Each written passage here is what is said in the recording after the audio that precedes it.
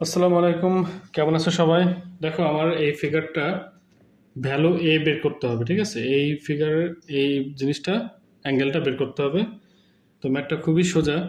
দেখো আমরা ফার্স্টে এটা বের করব, দেন এটা ইজিলি পাবো। আমরা জানি কি সরলরেখার অ্যাঙ্গেল কত, পুরোটার অ্যাঙ্গেল হচ্ছে 180, 180। হ্যাঁ, তো এইটুক যদি 127 হয় তাহলে বাকিটুক কত? আমরা 180 থেকে 127 বিয়োগ করব। তো 180 থেকে 127 বিয়োগ করলে কত থাকে দেখি। 10 থেকে 7 বাদ দিলে 3, হাতে 2 আর 1 3, আর 3 বাদ দিলে 5, 53। তাহলে এইটুকু আমার 53। হ্যাঁ, যেহেতু আবার তিন কোণ, এটা একটা ত্রিভুজ, আমরা জানি তিন কোণের সমষ্টি কত? 180। তো আমরা দুইটা কোণ আমরা জানি, তো একটা কোণ ইজিলি বের করতে পারবো। দুইটা কোণের যোগফল কত? 53 যোগ 87, 17, 0, 8 5 13 আর 1 14, 140। তো 180 থেকে আমরা যদি এই দুইটা ফিগার বের করতে বিয়োগ দিতে পারি, তার মানে কত থাকে? 40। তাহলে এটা আমার 40 হবে। এটাই হচ্ছে আমাদের 40 হচ্ছে অ্যান্সার।